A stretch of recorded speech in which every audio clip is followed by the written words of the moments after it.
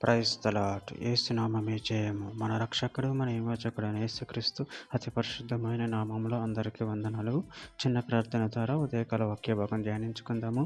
పరిశుద్ధుడ మహాగణుడు అయిన దేవ యేసయ్య, సర్వాధికారినైన మీకే వేలాది వందనములు, కృతజ్ఞత స్తుతి స్తోత్రం చెల్లించుకుంటున్నాను దేవ ఉదయకాలం ప్రభు వాక్య భాగం ధ్యానిస్తుండగా వాక్య భాగముకు అర్థమవుటకు సహాయం చేసి మీ కృపలో బలపరిచి మీకు మాదిరిగా మమ్మల్ని నడిపించమని చిన్న ప్రార్థన యేసునామంలో అడిగి వేడుకుంటున్నాను తండ్రి. ఆమెన్. ఆమెన్.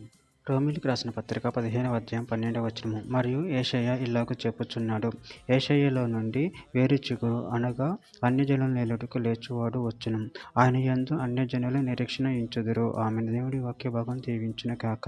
ప్రభునందు ప్రియులారా, ఇక్కడ వాక్య భాగంలో గమనించినట్లయితే మరియు యేషయ్య ఇలాగూ చెప్పుచున్నాడు, యేషయ్యలో నుండి వేరు చిగురు అనగా అన్యజనుల నేలుటకు లేచువాడు వచ్చును, ఆయన యందు అన్యజనుల నిరీక్షణ ఇంచుదురు. అదేవిధంగా వాక్య భాగంలో గమనించినట్లయితే యెషయా గ్రంథం 11వ అధ్యాయం 1వ వచనంలో యెషయా మొద్దు నుండి చిగురును పుట్టును, వాని వేరుల నుండి అంకురం ఎదిగి ఫలించును. యెషయా గ్రంథం 11వ అధ్యాయం 10వ వచనం.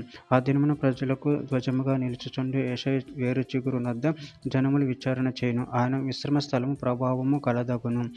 ప్రకటన గ్రంథం 5వ అధ్యాయం 5వ వచనం. ఆ పెద్దలలో ఒకడు ఏడవకము, ఇదిగో దావీదుకు చిగురైన యూదా గోత్రపు సింహము 7 ముద్రలను తీసి ఆ గ్రంథమును ఇప్పటికై జయము పొందినని నాతో చెప్పిను. ప్రకటన గ్రంథం 22వ అధ్యాయం 16వ వచనం. సంఘముల కోసము ఈ సంగతులను గురించి మీకు సాక్ష్యం ఇచ్చుటకు యేసు అను నేను నా దూతను పంపి ఉన్నాను. నేను దావీదు వేరు చిగురును, సంతానమును, ప్రకాశమైన వేకు చుక్కనై ఉన్నాను.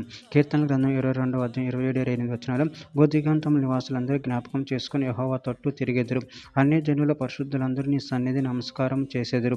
రాజ్యము యెహోవాదే, అన్యజనుల ఏలువాడు ఆయనే. కీర్తన గ్రంథం 72వ అధ్యాయం 17వ వచనం.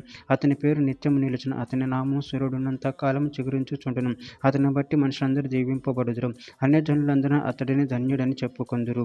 దానియేలు గ్రంథం 2వ అధ్యాయం 44వ వచనం. ఆ రాజుల కాలంలో పరలోకమందున్న దేవుడు ఒక రాజ్యం స్థాపించను, దాని అన్నిటికీ నాశనము కలుగదు, ఆ రాజ్యం దాన్ని పొందిన వారికి గాక మరెవరికి చెందదు. అది ముందు చెప్పిన రాజ్యములన్నిటిని పగలగొట్టి నిర్మూలం చేయను, కానీ అది యుగయుగముల వరకు నిలుచును. చివరిగా ఒక మాట. విలాప వాక్యములు 3వ అధ్యాయం 24వ వచనం. యెహోవా నా భాగమని నేను అనుకొనుచున్నాను, ఆయనయందు నేను నమ్మిక ఉంచుకొనుచున్నాను. ఆమె దేవుడి వాక్య భాగం దీవించును గాక. చిన్న ప్రార్థన చేసుకుందాము.